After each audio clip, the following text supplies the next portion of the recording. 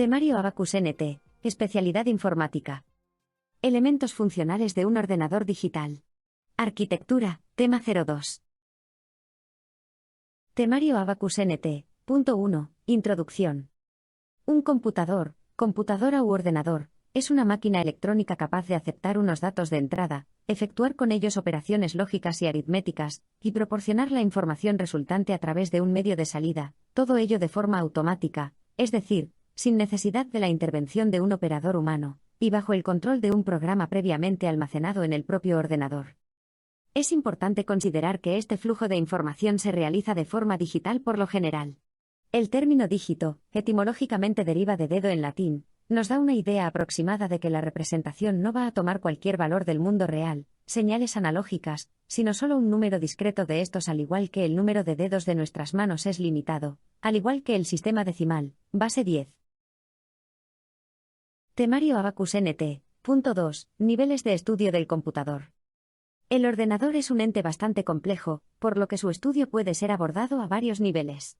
Divide y vencerás. A este respecto hay algunos autores que se han preocupado por definir distintos niveles de complejidad dentro de un ordenador, destacando 2.1. Niveles estructurales de Bell y Newell. Estos autores realizan una división estructural a 5 niveles en cada uno de los cuales se utiliza un lenguaje y unas reglas distintas para estudiar su comportamiento. Nivel PMS, Process Memory Switch, descripción a nivel de memoria y microprocesador. Nivel RT, transferencia entre registros. Nivel digital, álgebra de Boole. Nivel electrónico, a nivel de circuito. Nivel de componente, electrónica física. 2.2. Niveles de interpretación de Levy. Popularmente conocido por niveles del software, el nivel más interno corresponde al nivel de microprograma o de control cableado, dependiendo de la arquitectura, seguido por el nivel de lenguaje máquina, sistema operativo y lenguajes de alto nivel, por ese orden. 2.3. Niveles conceptuales de Blau. Este autor establece 3 niveles para describir los ordenadores.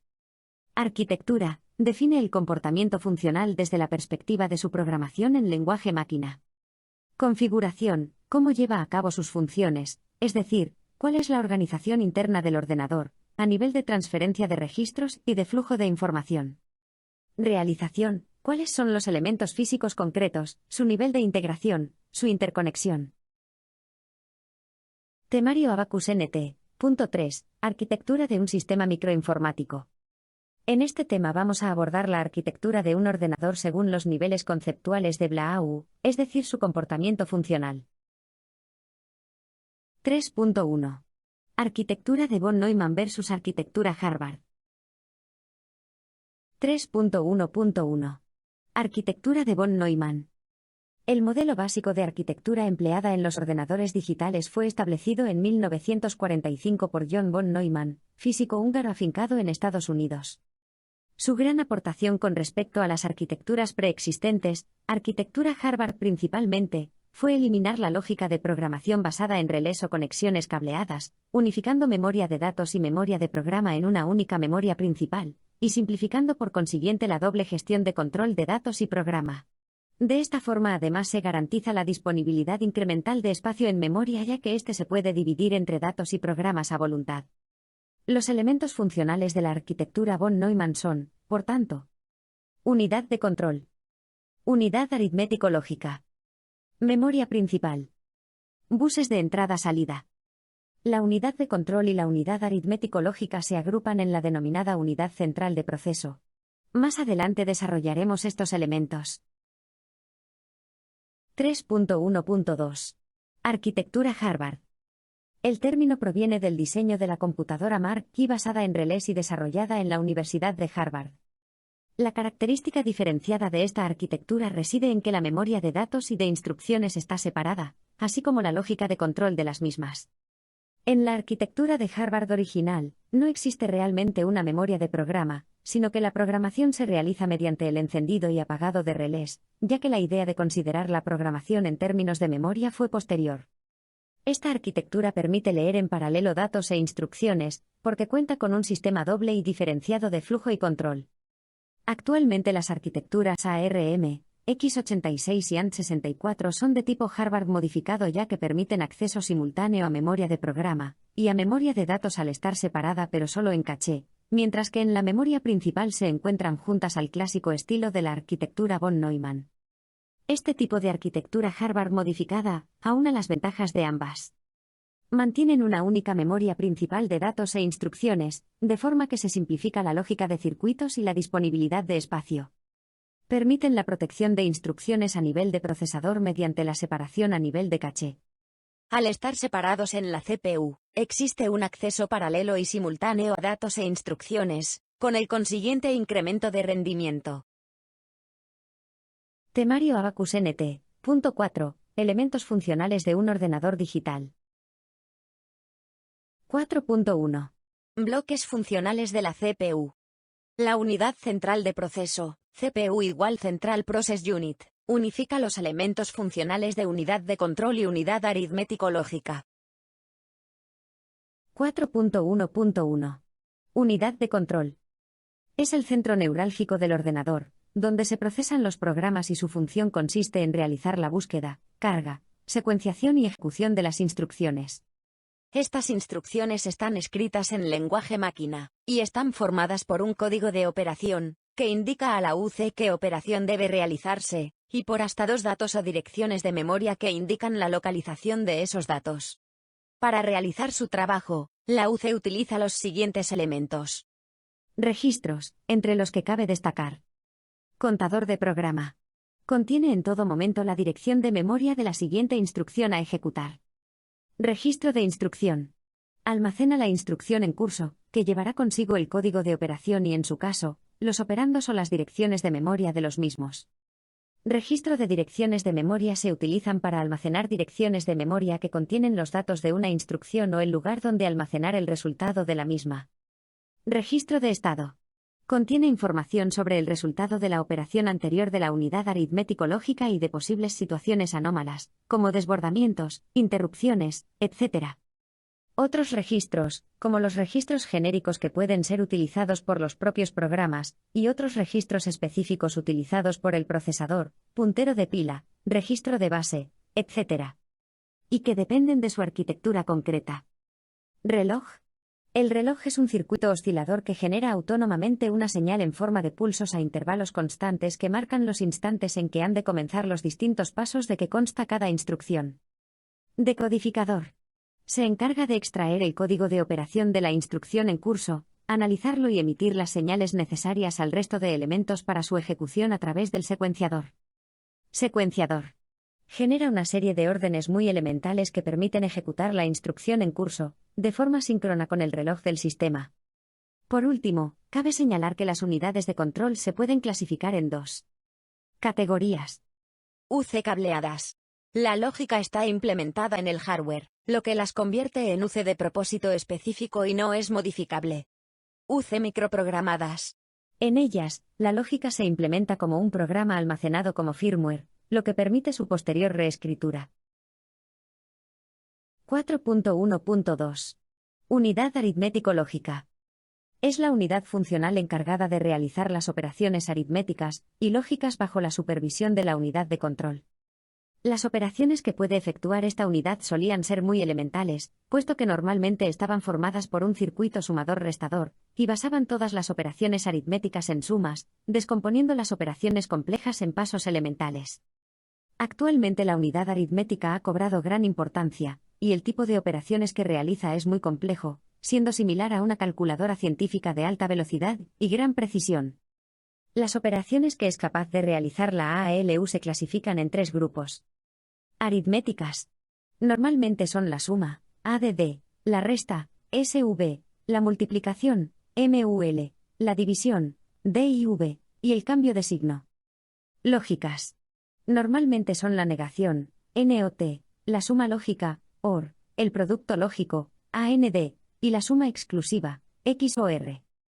Desplazamiento.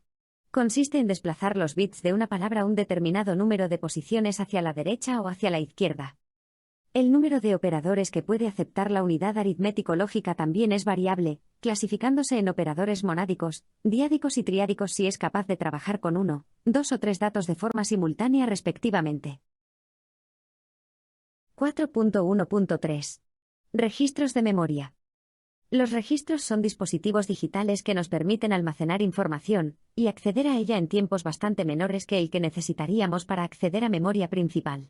La UC y la ALU los utilizan para almacenar información necesaria para su funcionamiento. Podemos clasificar los registros de un procesador en función de la información que almacenan. Registros de propósito general. En estos registros se almacena la información que utilizamos más frecuentemente.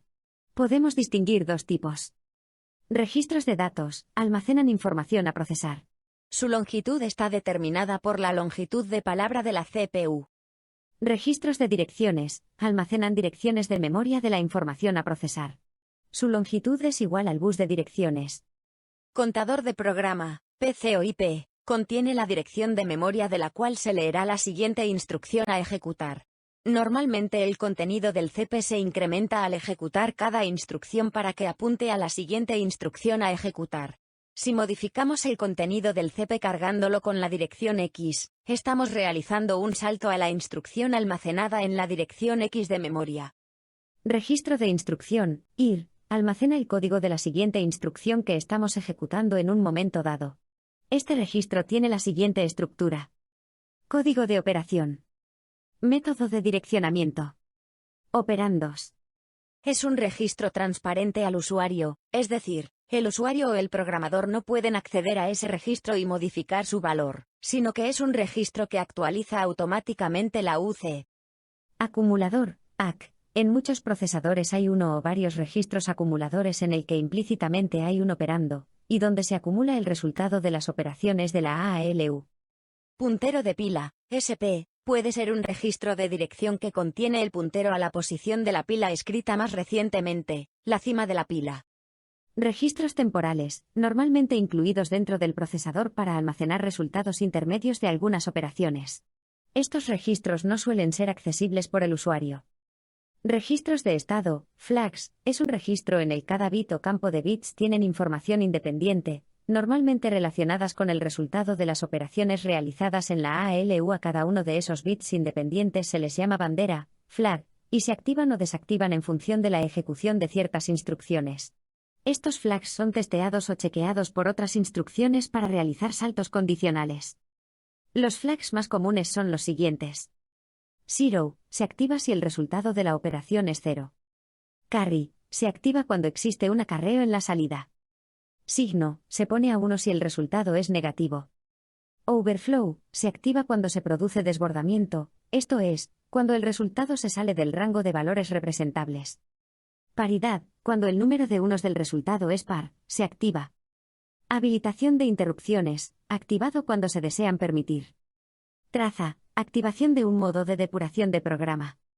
Supervisor, A1, el procesador trabaja en modo supervisor. Esto es un modo en el que se pueden ejecutar instrucciones privilegiadas, y no hay limitaciones en el acceso a datos. 4.2. Memoria, función y propósito. 4.2.1. Jerarquía de memoria. La memoria es considerada un único componente funcional, compuesto de celdas que pueden almacenar bits de forma independiente, con dos operaciones básicas, lectura y escritura. Sin embargo, las limitaciones en términos de rendimiento, coste económico y velocidad hacen necesaria una estructuración de la misma. El autor Pedro de Miguel de Anasagasti, en su libro Fundamentos de los computadores, caracteriza la memoria según el coste por bit, tiempo que se tarda en acceder a la información, capacidad de almacenamiento o tamaño. Los valores deseados para una memoria son una gran capacidad de almacenamiento, un tiempo de acceso pequeño, y un precio reducido. Sin embargo, esta combinación no existe, una memoria rápida es una memoria cara. Esta limitación es válida desde que surgieron las primeras memorias hasta la actualidad. Las memorias rápidas, sin ciclos de refresco, con latencias casi inexistentes, requieren del uso de componentes caros, biestables integrados de alta conductividad, cuyo proceso de fabricación es caro y cuyos materiales son caros. De este imperativo se deduce que, a más capacidad de memoria, más coste económico. Afortunadamente no toda la memoria necesita ser accedida en un momento dado. Esto posibilita que las instrucciones y datos requeridos por el procesador se puedan jerarquizar en distintas memorias dependiendo de la inmediatez necesaria para su proceso. La jerarquía de memoria se conforma entonces con memorias muy rápidas, caras y de baja capacidad para los datos en proceso hasta memorias relativamente lentas, de alta capacidad y bajo coste por bit para los datos que no van a ser procesados en un futuro próximo, no en los próximos segundos. Las distintas memorias de menor a mayor capacidad, y de mayor a menor velocidad y coste se clasifican en registros del procesador. Memoria caché, estructurada en niveles, L1, L2, L3, etc. Memoria principal, RAM dinámica. Memoria secundaria, discos duros y de estado sólido. Memoria masiva auxiliar, soportes de respaldo. Los datos deben ser transferidos de una memoria a otra según la disponibilidad necesaria. 4.2.2. Funciones por niveles. Como vemos en la jerarquía de memoria, la memoria interna está compuesta por 3 niveles, cada uno de los cuales tienen las siguientes funciones específicas. Nivel 0, registros, almacena datos sobre los que la unidad de control está trabajando directamente. Nivel 1, caché, memoria formada por circuitos integrados SRAM a su vez se encuentra dividida en varios niveles. Se utiliza para minimizar los accesos a la memoria principal. Nivel 2, memoria principal. Memoria formada por DRAM, cuya función es almacenar las instrucciones y datos que se están utilizando en la ejecución de un proceso. 4.3. Comunicación con el exterior. Arquitectura del sistema de entrada-salida. El conjunto de componentes de un ordenador se comunica entre sí mediante ciertos caminos, que constituyen la estructura de interconexión, o buses de entrada-salida. En la arquitectura von Neumann se distinguen los buses de datos, dirección y control. 4.3.1. Bus de datos. El bus de datos permite el intercambio de datos entre la CPU y el resto de unidades. 4.3.2. Bus de direcciones. La memoria RAM es direccionable, de forma que cada celda de memoria tiene su propia dirección. Las direcciones son un número que selecciona una celda de memoria dentro de la memoria principal o en el espacio de direcciones de la unidad de entrada/salida. El bus de direcciones es un canal del microprocesador totalmente independiente del bus de datos donde se establece la dirección de memoria del dato en tránsito. El bus de dirección consiste en el conjunto de líneas eléctricas necesarias para establecer una dirección. La capacidad de la memoria que se puede direccionar depende de la cantidad de bits que conforman el bus de direcciones, siendo el tamaño máximo en bits del banco de memoria que se podrá direccionar con n líneas. Por ejemplo, para direccionar una memoria de 256 bits, son necesarias al menos 8 líneas, pues adicionalmente pueden ser necesarias líneas de control para señalar cuándo la dirección está disponible en el bus. Esto depende del diseño del propio bus. 4.3.3. Bus de control. El bus de control gobierna el uso y acceso a las líneas de datos y de direcciones. Como estas líneas están compartidas por todos los componentes, tiene que proveerse de determinados mecanismos que controlen su utilización. Las señales de control transmiten tanto órdenes como información de sincronización, evitando que haya colisión de información en el sistema. 4.3.4. Buses multiplexados. Algunos diseños utilizan líneas eléctricas multiplexadas para el bus de direcciones y el bus de datos. Esto significa que un mismo conjunto de líneas eléctricas se comportan unas veces como bus de direcciones y otras veces como bus de datos, pero nunca al mismo tiempo. Una línea de control permite discernir cuál de las dos funciones está activa. 4.3.5. Periféricos. Los periféricos se interconectan a la unidad de entrada-salida mediante el uso de una interfaz con especificaciones de acceso estandarizadas tanto a nivel de forma, como de voltaje y de protocolos de comunicación. Cada periférico dispone de un circuito controlador, o controladora, que gestiona toda la lógica del mismo. Las peculiaridades de cada dispositivo son gestionadas de forma transparente por el sistema operativo mediante un software controlador, driver, que es normalmente provisto por el propio fabricante. Los periféricos pueden ser clasificados en dispositivos de entrada, de salida, o de entrada y salida. Estos últimos son de tipo almacenamiento o comunicación. Temario Abacus NT. Punto 5. Ampliación. Este apartado es opcional, podemos incluirlo al principio del tema dependiendo de si nos sobra tiempo en el desarrollo del mismo. 5.1. Historia de la informática. La computación es una ciencia relativamente reciente. Existen antecedentes de máquinas de cálculo automatizadas a lo largo de la historia, el ábaco, la máquina calculadora de Pascal, la máquina diferencial de Babbage, etc. Aunque se considera que la informática nace propiamente con la llegada de los primeros ordenadores electrónicos. Desde que en la década de los 1950 se empezaron a utilizar los ordenadores con fines comerciales, han ido evolucionando hasta nuestros días. La causa de su vertiginosa evolución son los continuos avances y descubrimientos ocurridos durante estos años en el campo de la electrónica. Así pues, los ordenadores pueden clasificarse de acuerdo con estos avances, estableciendo diferencias entre las denominadas generaciones de ordenadores. Primera generación, 1945-1955. Ordenadores basados en válvulas electrónicas de vacío. Tenían un tamaño muy grande y su mantenimiento resultaba muy complicado. Se destinaban a aplicaciones para el campo científico y militar. Utilizaban como lenguaje de programación el lenguaje máquina, no disponían de sistema operativo y empleaban la tarjeta perforada para almacenar información. Ejemplo de estos son el ENIAC y el UNIVAC.